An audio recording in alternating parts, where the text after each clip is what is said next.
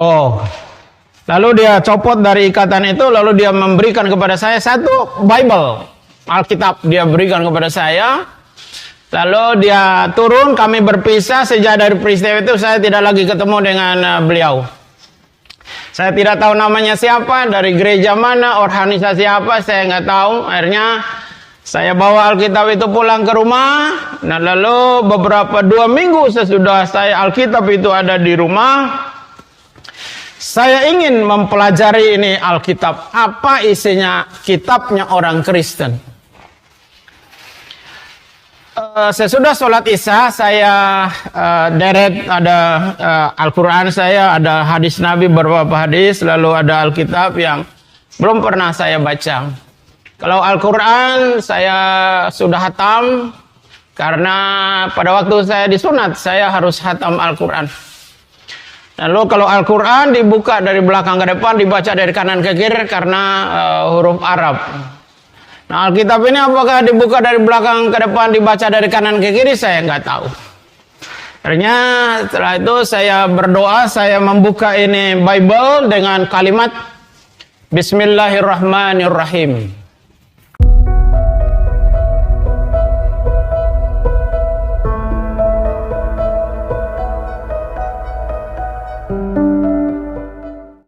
Al-Quran menceritakan bahwa bukan Nabi Adam yang terbesar di dunia dan akhirat, bukan Nabi Ibrahim, bukan Nabi Daud, bukan Nabi Sulaiman, bukan Nabi Musa, bukan Nabi Zakaria, bukan Nabi Nuh, bukan Nabi Ayub, bukan nabi-nabi yang lain. Tetapi Al-Quran menceritakan bahwa yang terbesar di dunia dan di akhirat adalah Isa putra Maryam, atau di dalam Bible Yesus Kristus anak Maryam.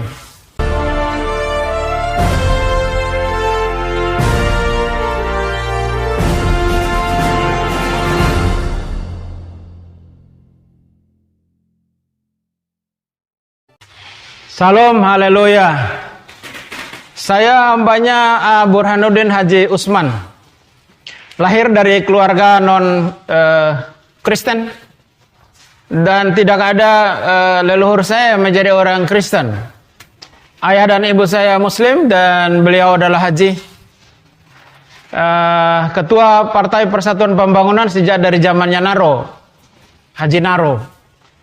Nah lalu dia anggota DPRD. Nah, saya dibesarkan dari keluarga itu Haji Usman. Saya tidak pernah berpikir bahwa saya sesudah besar ini saya akan jadi orang Kristen. Satu waktu saya ada di Jakarta dan bekerja. Pulang bekerja saya naik ke bis pada waktu tahun 1982. Saya duduk di bis itu, lalu duduklah seorang laki-laki di atas bis itu. Nah lalu laki-laki ini bawa 2 tentengan ikatan yang saya pikir dulu itu adalah agenda. Kalau agenda saya kepingin minta 1. Lalu saya bertanya kepada beliau, apakah Bapak bawa agenda? Dia jawab saya, ini bukan agenda deh, ini kitab sucinya orang Kristen katanya. Lalu saya bertanya lagi, apakah Bapak orang Kristen? Oh saya bukan orang Kristen deh, kata dia. Nah, kalau Bapak bukan orang Kristen, lalu Bapak siapa? Nggak boleh loh bukan orang Kristen, bawa-bawa Alkitabnya orang Kristen, haram, saya bilang gitu. Nah, lalu saya berkata kepada beliau, di dalam Islam itu imam dan mukmin itu sama saja. Jadi apa yang membedakan antara Bapak bukan orang Kristen, lalu Bapak bawa Alkitabnya orang Kristen? Oh, saya ini bukan orang Kristen, tapi saya ini adalah pendetanya orang Kristen. Oh, apa perbedaan pendeta dengan orang Kristen? Saya tanya di dalam bis itu. Lalu dia menjawab saya, perbedaannya orang Kristen itu adalah pendeta dengan orang Kristen adalah pendeta itu sudah 90% melakukan firman Tuhan, sementara orang Kristen baru 25% melakukan firman Tuhan. Kata beliau.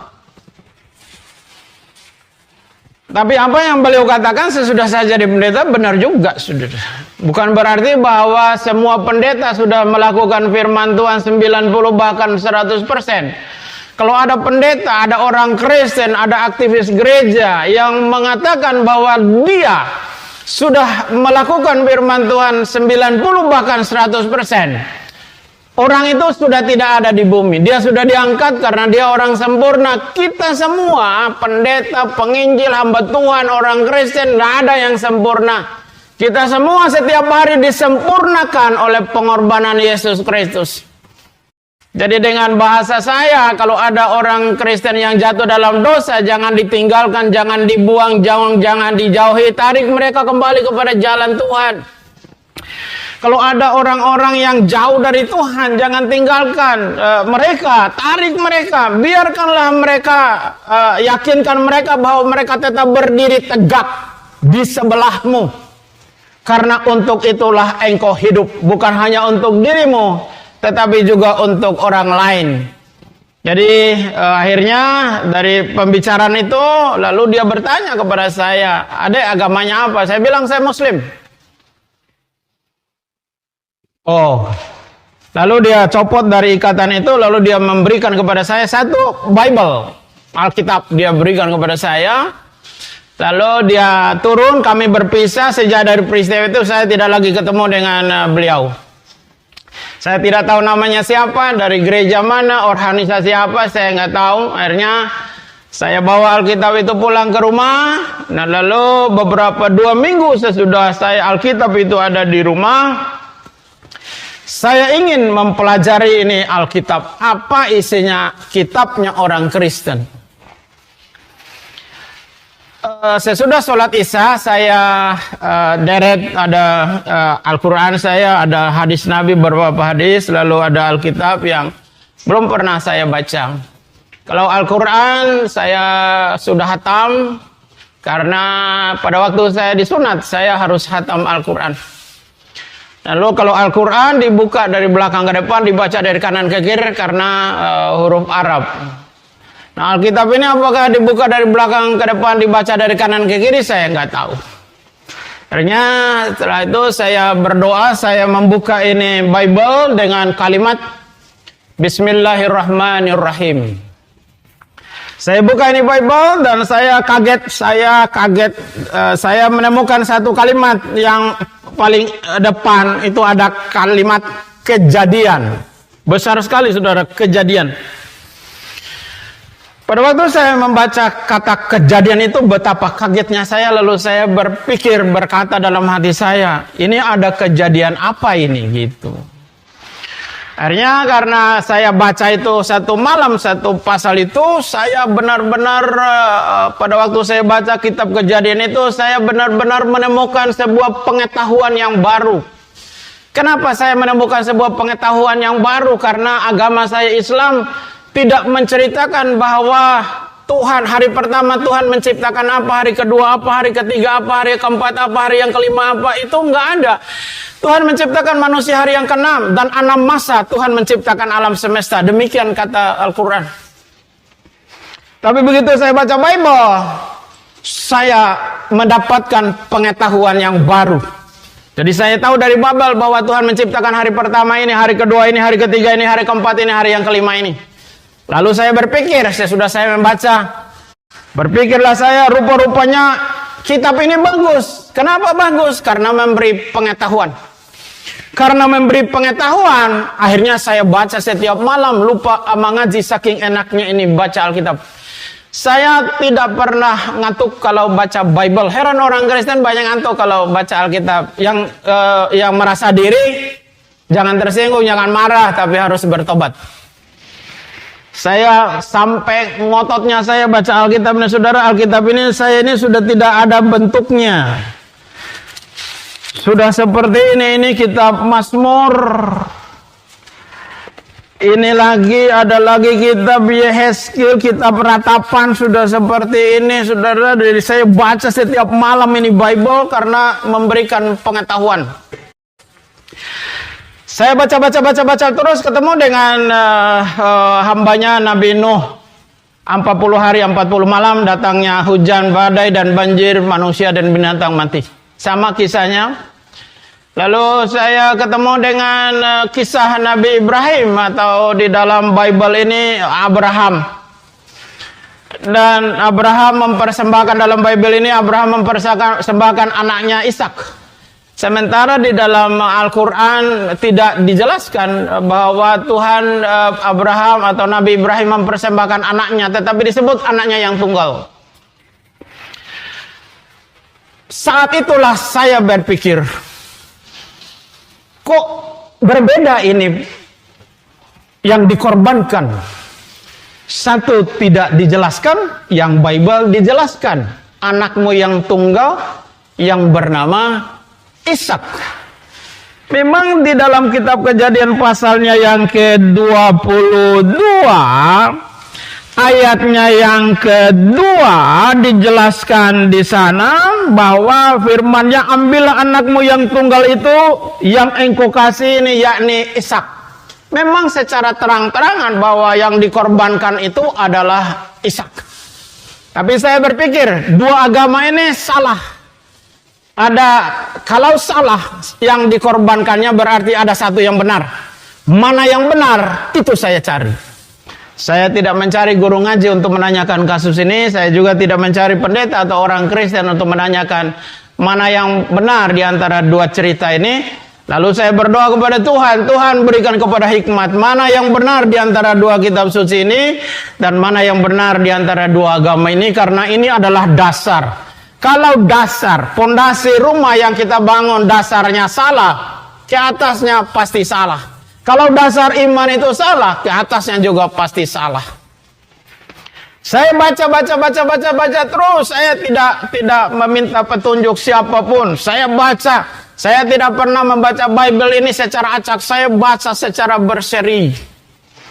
Baca tahun pertama saya baca, tahun kedua saya baca, tahun ketiga saya baca, tahun keempat selesai perjanjian lama. Nah lalu tahun berikutnya saya baca perjanjian baru. Di dalam kitab Matius saya baca Matius. Dan saya menemukan sebuah kalimat yang sangat luar biasa di dalam perkataan Yesus Kristus di dalam Injil ini. Dia berkata, kalau kamu ditampar pipi yang kanan, kasih juga yang kiri. Berdoalah untuk musuhmu, berkatilah untuk orang-orang yang menganiaya kamu. Ini adalah ajaran yang paling mulia. Tidak ada ajaran, terlebih-lebih agama saya yang lama tidak ada mengajarkan perkara yang seperti itu. Tapi begitu saya baca Bible, saya menemukan ajaran yang sangat-sangat mulia. Tidak ada seperti itu. Kamu ditampar pipi yang kanan, kasih juga yang kiri. Berdoalah untuk musuh, memintalah berkat untuk orang-orang yang menganiaya kamu. Itu semua ada di dalam Bible dan itu perkataan Yesus Kristus. Saya terus membacanya. Di kitab Matius pasal yang ke-28 ayat yang ke-18, saya membaca satu kalimat yang sangat-sangat luar biasa. Kalimat itu berbunyi demikian. Perkataan Yesus Kristus. Pasal yang ke-28 ayatnya yang ke-18 dari kitab Matius. Kepadaku telah diberikan segala kuasa di langit dan di bumi. Jadi Yesus Kristus itu berkuasa di langit dan di bumi. Saya kembali buka, saya punya kitab Al-Quran dan saya membuka di dalam surat 3 Ali Imran ayat yang ke-45.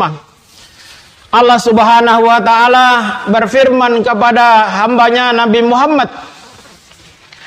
Dan lalu Nabi Muhammad menuliskannya di dalam sebuah ayat di dalam Ali Imran 3 ayat yang ke-45. Demikian. Isabnu Maryama wajiham fid dunya wal akhirah. Apa artinya? Sesungguhnya Isa anak Maryam atau Yesus Kristus putra Maryam, dialah yang terbesar di dunia dan di akhirat.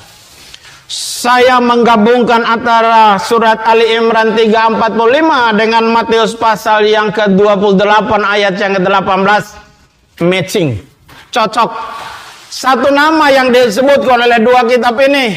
Nama Yesus Kristus yang berkuasa di langit dan di bumi. Nama Isa Al-Masih yang berkuasa di dunia dan di akhirat. Al-Quran menceritakan bahwa bukan Nabi Adam yang terbesar di dunia dan akhirat. Bukan Nabi Ibrahim, bukan Nabi Daud, bukan Nabi Sulaiman, bukan Nabi Musa, bukan Nabi Zakaria, bukan Nabi Nuh, bukan Nabi Ayub, bukan nabi-nabi yang lain. Tetapi Al-Quran menceritakan bahwa yang terbesar di dunia dan di akhirat adalah Isa, putra Maryam, atau di dalam Bible, Yesus Kristus, anak Maryam. Saya menyimpan perkataan itu. Lalu saya membaca lagi Lukas. Saya ketemu dengan Injil Yohanes. Pasal yang pertama, ayat yang pertama. Berbunyi demikian. Pada mulanya adalah firman. Firman itu bersama-sama dengan Allah. Dan firman itu adalah Allah. Ayat 14 berkata, firman itu telah menjadi manusia. Jadi Yesus Kristus yang adalah firman itu, dialah yang menjadi manusia.